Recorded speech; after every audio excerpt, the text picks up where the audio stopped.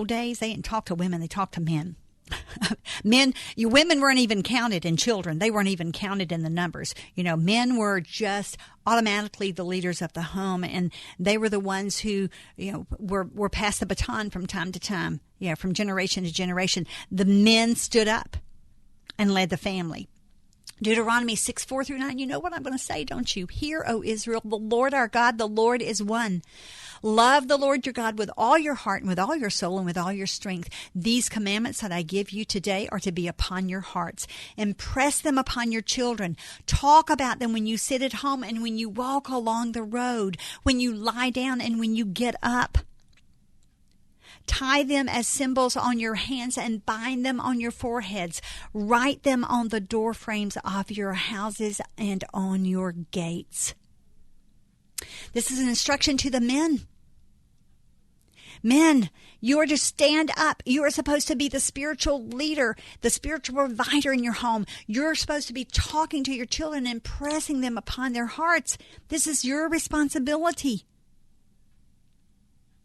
They're supposed to see this all over you and all throughout your home. Yesterday was the WFIA 50th anniversary. And I'll be honest with you, the majority of the audience were seasoned citizens, the elderly generation. I looked out among the audience and I was encouraged, and I certainly was, but while I was encouraged, it also broke my heart. Now, mind you, there were some families who, were accompanied by some of their younger generations, and there were a smattering of kids in the audience. I'm not saying there were no children there. My 2 grandchildren that live in Indiana were there, but you didn't see many there. They would not have dreamed of the families I'm talking about. The parents would not have dreamed of boring them with religiosity. You're right. I said it. Would not have dreamed of it. Now, if it had been a sports event, if it had been a concert, if it had been an amusement park or anything like that, oh, absolutely, moms and dads would have shown up with their young ones. But this was some good old-time religion, back to the basics of sitting and celebrating, a station that had been touting the name of Jesus Christ and shouting it on the airwaves for 50 years, and celebrating with a quartet, a gospel quartet. Our daughter and son-in-law came with Webby and myself, and again brought our 9-year-old and 8-year-old grandkids, Georgia and Booker. And Georgia was sitting beside me, Booker was beside Webby, and Gold City was singing. And I looked at Georgia girl, and she was just staring into the table, lost in some other thought, I could tell. And I interrupted that thought, and I said, "Are you bored, Georgia?" She nodded. I said, "What's boring you?" She says, "It's just a different kind of singing, Mimi." I know, but are you listening to the words, Georgia? She shook her head no. And I said, Listen to what those guys are saying. And then I was quiet. And she listened, and then she broke into this huge smile. I said, "Have you ever seen footprints on water, Georgia?" And she giggled and said, "No, Mimi, I haven't." I said, "Where can you leave footprints, Georgia?" I challenged her little mind, and she started naming off sand. Yeah, you can leave footprints on the sand, and grass. I said, "It kind of goes away quick, though, doesn't it?" And she said, "Yep, pretty quick." And she said, "And carpet?" I'm like, "Absolutely, you can leave them on carpet. It stays a little longer on carpet than grass. Anything else?" "You can leave wet footprints on a dry floor," she said. I'm like, "You surely can. But have you ever known of anyone who could leave footprints on the water?" And her little mind was just racing. She was thinking, and she said, "Bugs." And, of course, she just broke out in laughter. And I'm like, no, you've never seen a bug's footprints on water, have you? Of course, she giggled. So who do you think could actually leave footprints on the water, Georgia? She said, "Jesus walked on the water. Mimi. And I said, who else did, Georgia? And she said, well, Peter did, but not for long. And her face just glistened. I'm like, you're not bored anymore, are you? She says, a little, but that was pretty cool. So she was honest, but she said, but that was pretty cool. Let me tell you, Georgia might not have been impressed with the celebration, and especially with the diminished capacity of the kids there. But I can tell you this, I promise you, she will never forget what was impressed upon her heart about the footprints on the water. She was impressed with that. And I just want you dads to hear what I'm saying by sharing that story to you. That is how easily a spiritual provider can be. That's how easy it is.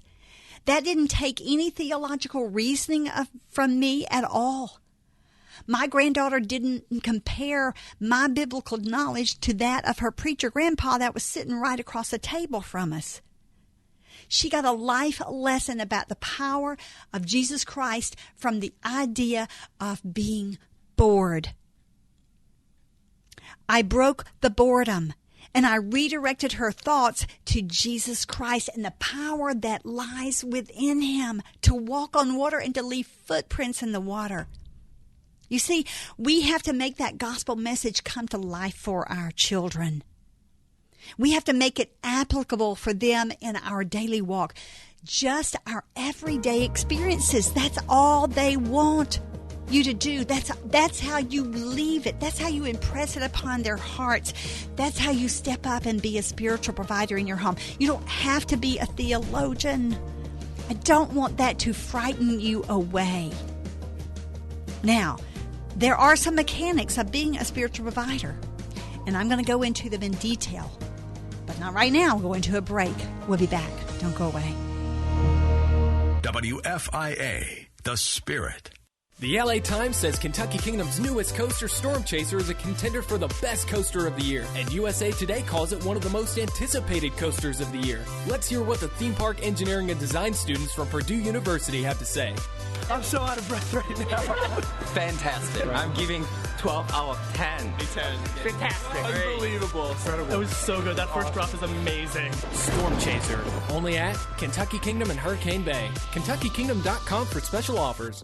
Warning, do not drink milk while watching the hilarious clean comedy videos at GodTube.com. Extended viewing of Safe for the Family comedy at GodTube.com from Christian comedians like Tim Hawkins, Anita Renfro, Bob Smiley, and more may lead to crippling side effects, such as watery eyes, runny nose, and a bright red face. At GodTube.com, non-offensive, good, clean humor leads to giggles, guffaws, and howls. Some even experience ROFL. Rolling on the floor laughing. GodTube.com may be habit-forming. That's GodTube.com. I'm not kidding. GodTube.com. A man stopped at a gas station to buy a soda and found a sign on the machine that read, "Sodas, $3." When he inquired about the steep price, the owner said people ignored the out-of-order sign he had on the machine and kept putting their money in anyway, which he then had to return to them. He finally raised the price so high, people stopped trying. Well, too often we ignore God's clear directions for living until the price gets so high that we stop. Wouldn't life be better if we read God's book of directions to begin with? This is David Jeremiah, encouraging you to get on the road to new life. Discover God's directions on Route 66. Route 66, driving the word home. Log on to Route66Life.com and get your roadmap for life. That's Route66Life.com. Route 66. Start your journey home today. You're listening to Just Ask Joyce on WFIA, The Spirit. Am I making a mark today, guys? I would love to hear from you to say, spot on, Joyce, keep going. I am going to give some mechanisms, as I said, and we're going to go into the second hour with this. I know that some of you cannot join us on the FM side because it doesn't reach you like the AM side does. I would encourage you to go to your computer and just pull up WFIAFM.com. You can listen live there. Of course, you can download our free app. You should do that. It's free. Just go to your Google store or your app store and just download it for free, and then you can listen to us at any time. I would encourage you to do that, because you can listen to me in Florida or California or Boston, wherever you are. You can listen to the Just Ask Joyce show.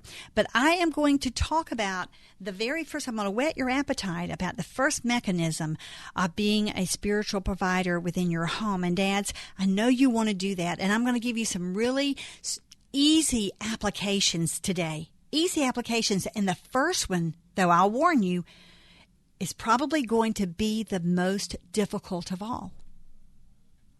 Why do I know that? Because if you're not the spiritual provider in your home, then to me, you haven't really done this at all. And you think that this is the woman's part. And this might be a little surprise to you. But the very first tool that you need to implement in stepping up and being the spiritual provider so that your kids will have this impressed upon their hearts is this. And ladies, you're going to flip out over this one. I'm just going to tell you. Submission. Oh, no. Submission? What do you mean submission? You see, you thought I was going to talk to you, talk to the men, and here I am talking about submission. So that's a woman's thing, right? No. And yes, I'm really talking to both of you, actually. But this submission part, we seem to forget that it really begins with the man. It really begins with the man.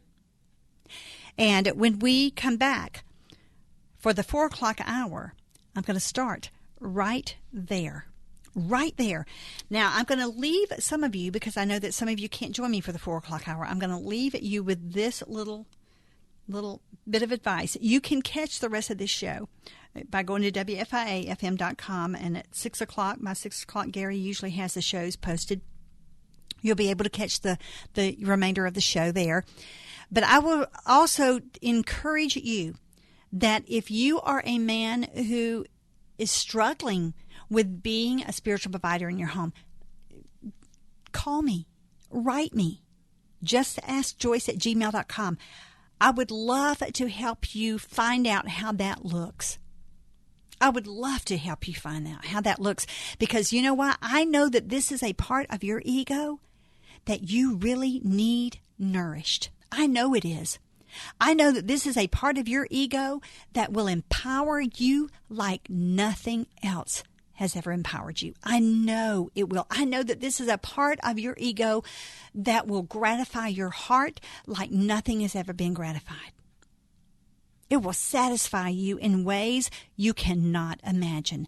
And if you heard a thing that Gordon was saying at the beginning of this show, you heard this man's heart of regret.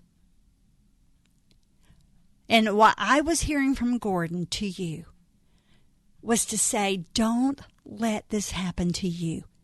Call in and respond and figure out how this looks in your life before you get to be, I think he said he was 65. I did make note of it. I'll go back up and figure it out, because I'm going to talk about it again at the 4 o'clock hour to intro it to the new crop of audience that we'll have along with you.